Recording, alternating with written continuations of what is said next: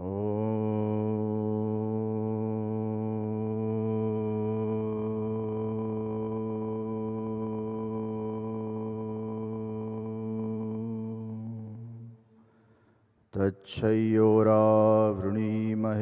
गातुं यज्ञाय गातुं यज्ञपतये दैवे स्वस्तिरस्तु नः स्वस्तिर्मानुषेभ्यः ऊर्ध्वं जिगातु भेषजं शन्नो अस्तु द्विपदे शञ्चतुष्पदे।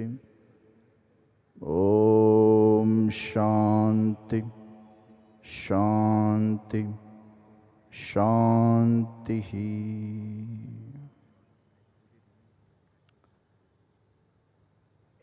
छात्र सांसद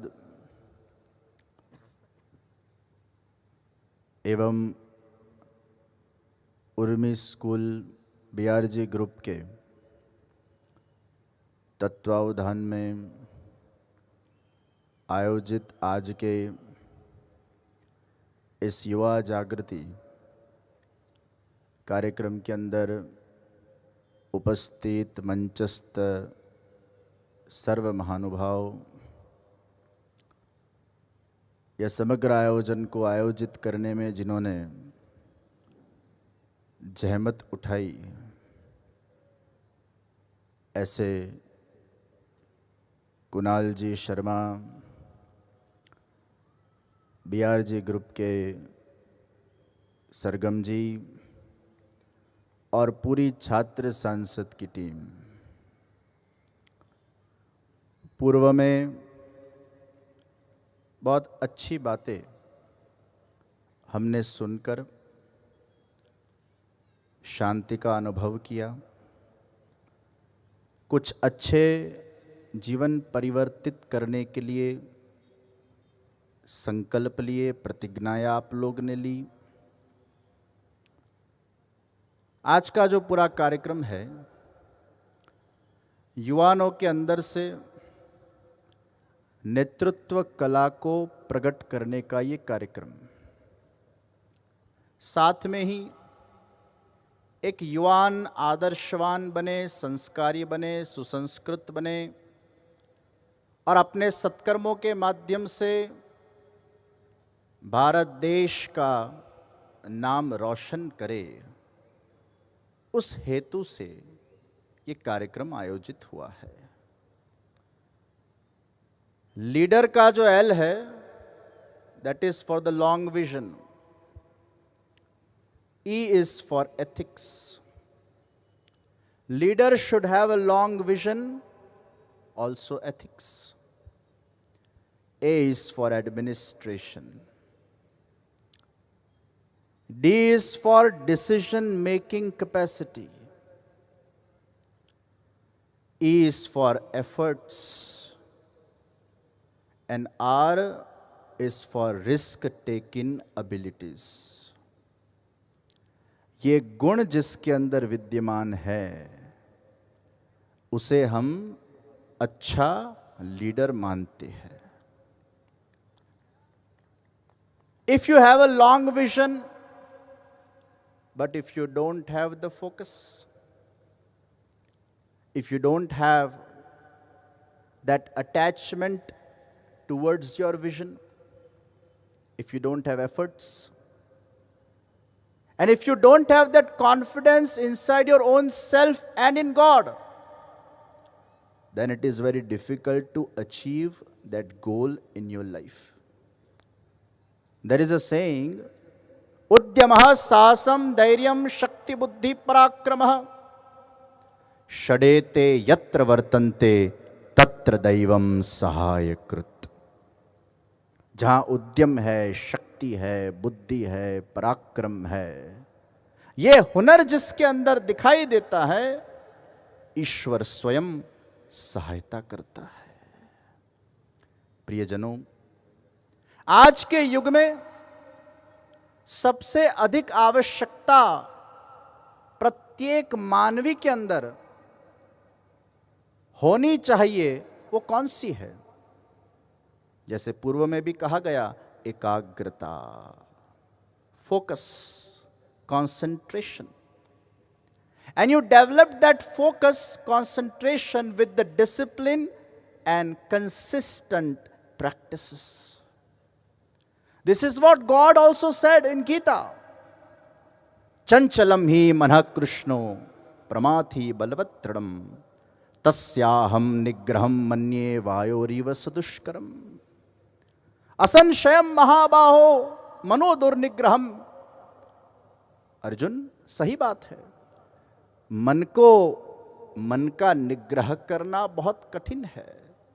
अभ्यासेन तु कौन्तेय वैराग्येण च गृह्यते। अभ्यास से, प्रैक्टिस से, डिसिप्लिन से, and that also with the consistency, you can achieve what you want in your life with your own self will and with the grace of God. मैं आपको यहां वो अभ्यास की कुछ बातें करना चाह रहा हूं।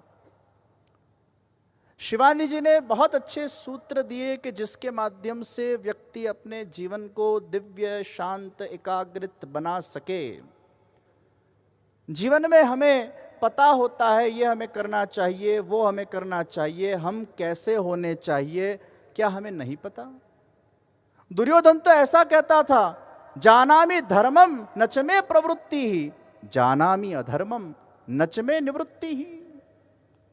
हम सब क्या धर्म नहीं जानते? क्या हमें नहीं पता गुस्सा नहीं करना चाहिए? क्या हमें नहीं पता ईर्ष्या नहीं करनी चाहिए? क्या हमें नहीं पता द्वेष नहीं करना चाहिए? क्या हमें नहीं पता कि किसी को हमारे शब्दों से उसका दिल नहीं दुखाना चाहिए? We all are intelligent people and we all know what is right and what is wrong.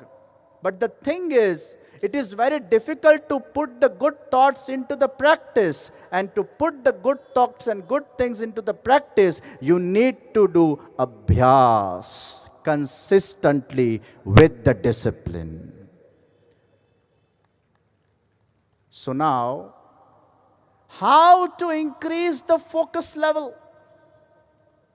First, it is important that you need to have interest in what you are doing. Make your passion as your profession. Ask yourself what you like, what you want to do, in which subject, in which line you are interested in. And when you are interested in some things, the focus increases. रात को 12 बजे world cup का अगर match आएगा तो कैसा focus आ जाता है, फिर उसको नींद नहीं आती। और कितना भी इंटरेस्टिंग लेक्चर चल रहा हो, अगर उसको इंटरेस्ट नहीं है तो उसमें नींद आ जाएगी, क्योंकि रस नहीं है। रस का अभाव वो कहीं ना कहीं व्यक्ति को निरुत्साही बना देता है।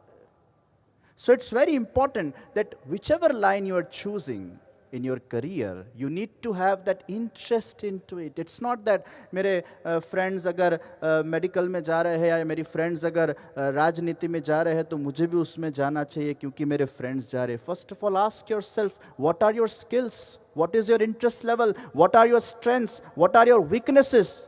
That is very important. तो 5 साधन मैं आज आपको बताना चाह रहा हूं कि जिससे आप अपने फोकस लेवल को बढ़ा सकते हो. इंटरेस्ट तो होना ही चाहिए. After interest, what 5 things you need to do? The first thing is practice मौन. आप में से कितने लोग रोज मौन प्रैक्टिस करते हैं? हाथ उठाइए. नोबडी. देखिए, आपकी जब परीक्षा हो या आपको कोई बहुत इंपॉर्टेंट फंक्शन में जाना हो या आपको कोई इंपॉर्टेंट मीटिंग में जाना हो या आप कोई बहुत बड़े कोई कार्य के लिए कार्यशील हो और अनुष्ठान कर रहे हो, तप कर रहे हो, it is very important that you practise मौन and silence. So if you have a 3 o'clock paper and if you stay maun as soon as you wake up, and that 6-7 hours if you're staying maun, that will increase your focus level, that will increase your creativity. अब आप बताइए कितने लोग मौन practice करेंगे? So nice. आप रोज थोड़ा मौन प्रैक्टिस कीजिए। मैं अपने अनुभव से कह रहा हूं, मैं 3, 4, 5, 6 घंटे कथा के अंदर ईश्वर की कृपा से ईश्वर ही बुलवाते हैं इस देह के अंदर पधार कर, लेकिन मैं सुबह से मौन रहता हूं। समटाइम्स आई कीप मौन फॉर 7 days, 10 days, 15 days। हम जितना बोलते हमारा एनर्जी का कंजम्पशन होता है।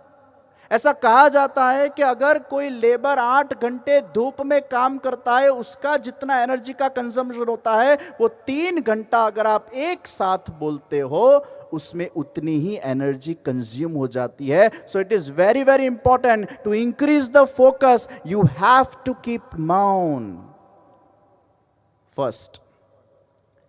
4 और बातें कुणाल जी बताऊं कि टाइम हो गया है? बताऊं 4 बातें और? श्योर? मेरी 8 मिनट पूरी हो गई है। Should I? Fine, thank you. दूसरी बात, दूसरा साधन, प्रकृति ने हमें इतनी ऊर्जा दी है लेकिन किसी के पास समय नहीं है उस ऊर्जा को ग्राह्य करने का। सूर्य आत्मा का कारक है, चंद्र मन का कारक है। आत्मा से आत्मबल, अर्थात आत्मा तो है लेकिन आत्मबल को जागृत करना पड़ता है। मन तो है लेकिन मनोबल को जागृत करना पड़ता है। तो सूर्य आत्मा को प्रभावित करता है और चंद्र वो मन को प्रभावित करता है। आप रोज सुबह उठकर सूर्य नमस्कार करते होंगे या जल चढ़ाते होंगे, आप कीजिए, लेकिन मेक श्योर उगते सूर्य को 5 मिनट अपलक नेत्र से आप उनके दर्शन कीजिए। उससे जो आपको ऊर्जा मिलेगी उससे आपका आत्मबल बढ़ जाएगा। आज लोग सूर्य की अंगूठी पहनते हैं, चंद्र की अंगूठी पहनते हैं। अरे सूर्य चंद्र की अंगूठियां मत पहनो, जो सूर्य है उनको देखो 5 मिनट। कितनी ऊर्जा का भंडार है। विटामिन डी तो आपको मिलेगा ही लेकिन वो आपके आत्मा को प्रभावित करेगा। अरे चंद्र, अभी शुक्ल पक्ष चल रहा है, अर्थात शुक्ल पक्ष जो पूर्णिमा की तरफ जाता है, अष्टमी से पूर्णिमा तक, आज 11 है, अब पूर्णिमा आएगी शुक्ल पक्ष की। अष्टमी से पूर्णिमा के दिन चंद्र को आप देखिए और साल में 12 बार जब पूर्णिमा आए आप प्रयास करना, अगर बरसात नहीं है और रात को पूनम के चांद की चांदनी के अंदर अगर आप 5-6 घंटे सो जाते हो तो वो चांदनी की जो ऊर्जा आपको प्राप्त होती है उससे आपका मनोबल कई गुना बढ़ जाता है। और मगज शांत करने के लिए 10 मिनट चंद्र को देखिए, आपको देखना कितनी ऊर्जा मिलती है। ये सूर्य चंद्र हमारे पास है, देखने का टाइम नहीं है। मोबाइल देखने का सबको टाइम है, टीवी देखने का सबको टाइम है, टाइम पास करने का सबको टाइम है, गॉसिप करने का सबको टाइम है, अपने ही घर में मिरर में अपने आप को देखने का सबको टाइम है, लेकिन जो हमें ऊर्जा देता है उसको देखने का टाइम नहीं है। सूर्य और चंद्र, आप सोचिए, सूर्य और चंद्र में अगर इतनी शक्ति हो तो वो सूर्य और चंद्र को बनाने वाले ईश्वर में कितनी शक्ति होगी और ईश्वर के दर्शन में कितनी शक्ति होगी, इष्ट देव के स्मरण में कितनी शक्ति होगी, इष्ट देव के सेवन में कितनी शक्ति होगी। तीसरा साधन, दिया लीजिए, अपलक नेत्र उसको देखा करिए, कैंडल मत लेना, दिया लेना। अपलक नेत्र उसको देखिए, आंख में से पानी निकलते जाएंगे, भले निकलने दो। त्राटक ध्यान, आज्ञा चक्र को एक्टिवेट करो, ओम करो 15-20 बार, and then 3 slide theory. 3 slide theory, आप इसको याद रखना। ये 3 स्लाइड थियरी में क्या है? सबसे पहला स्लाइड, आप आंख बंद करो, क्या आना चाहिए? आप अपने इष्ट देव का स्मरण कीजिए। आपको जो भगवान में आस्था हो वो भगवान के नेत्र में से एक प्रकाश रूपी ऊर्जा निकल रही है, वो आपको ग्रेस कर रहे हैं और वो उनकी ऊर्जा आपकी आंख में आ रही है और आपको शांति का अनुभव हो रहा है, आपका चित्त एकाग्रित बन रहा है। ये पहली स्लाइड। सेकेंड स्लाइड के अंदर, tell yourself, give the positive affirmations to your subconscious mind. And second slide के अंदर, tell yourself, I am happy, I am confident, I am focused, I am stable, I am fearless, etc. I am this, I am that. Don't say I will be that. I am. Believe in yourself. Believing in yourself, believing in God. And in third slide, you just feel that after you achieve your goal, how much happy you will be. So feel that happiness. This is third slide. ये तीसरा साधन. चौथा साधन, अब मैं fast थोड़ी train चला रहा हूं क्योंकि हमको बहुत सारे लोगों को सुनना है. चौथा साधन, जंक फूड अगर आप खाओगे तो बुद्धि मंद पड़ जाएगी. फ्रूटेरियन, हालांकि फ्रूटेरियन यानी फ्रूट्स ही नहीं खाने हैं. 60 और 70% of your diet should be fruits, because fruits से हमें सात्विक एनर्जी मिलती है. और आप जितनी सात्विक एनर्जी अपने आप में लाओगे, आपका फोकस बढ़ेगा, एकाग्रता आपकी बढ़ जाएगी, मन शांत हो जाएगा. क्योंकि आप जो खाते हो वो आप स्वयं बन जाते हो. तो फ्रूट्स खाना, परीक्षा देने से पहले फ्रूट्स खा के जाना, दूध पी के जाना, नट्स खा के जाना, परीक्षा देने के बाद अनाज खाना. अनाज में रजोगुण है, ऑनियन गार्लिक में तमोगुण है. जब आपकी एग्जाम चल रही हो या आपको कोई बहुत बड़ा अनुष्ठान करना हो, उस दौरान ऑनियन गार्लिक को प्रोहिबिट करना, उस दौरान अनाज को भी आप प्रोहिबिट करना. Be on fruits, nuts, milk and all this things will increase your focus again. और आखिरी बात, हमारी प्राचीन संस्कृति में ब्रह्मचर्य का एक बहुत बड़ा मूल्य था. और इसलिए अगर कोई व्यक्ति को पढ़ाई के अंदर सफलता प्राप्त करनी है, अगर अपने जीवन के अंदर कुछ पाना है, उनको अपनी एनर्जी को स्टोर करना पड़ेगा. एनर्जी नीचे भी जा सकती है, एनर्जी ऊपर भी आ सकती है. तो एनर्जी को जितना आप स्टोर करोगे, वो एनर्जी अपवर्ड्स जाएगी और आपको अपने योग में, आपको अपनी एकाग्रता में वो बहुत हेल्पफुल रहेगी. उससे आपका कंसंट्रेशन एकदम बढ़ जाएगा. नॉट ओनली द कंसंट्रेशन, लेकिन आपकी मेमोरी भी उससे बढ़ जाएगी. इसलिए स्वामी विवेकानंद के पास वो ब्रह्मचर्य का बल था और वो एनर्जी के तहत वो जो बुक पढ़ते थे वो उनको याद हो जाती थी. तो ये 5 साधन अगर किसी को तप करना है, कर्म योग करना है, कुछ आगे बढ़ना है, कुछ लक्ष्य को प्राप्त करना है, उनके लिए बहुत कीमती है. मैंने थोड़ा ज़्यादा वक्त ले लिया, उसके लिए मैं आप सबकी क्षमा याचना मांगता हूँ. लेकिन आज आप सबके बीच में आकर मुझे बहुत प्रसन्नता हुई. फिर से एक बार कुणाल जी शर्मा को बहुत बहुत मेरे साधुवाद, अभिनंदन देता हूँ. एक बार जोर से इनके लिए तालियां बजाइए. योजकस तत्र दुर्लभः, आयोजन करने वाले लोग बहुत कम होते हैं और ऐसा आयोजक हमें संस्कारी और कला नगरी वडोदरा में प्राप्त हुए हैं. हम उसका सौभाग्य लेते हैं और उनको प्रोत्साहन करने के लिए सरगम जी जैसे महापुरुष हमेशा के लिए तैयार रहते हैं. इसलिए उनको भी बहुत बहुत साधुवाद. मंचस्थ उपस्थित सर्व महानुभावों को मेरी बहुत बहुत अंतर की शुभकामना के साथ मेरे वक्तव्य को विराम देता हूँ. शुभम भवतु.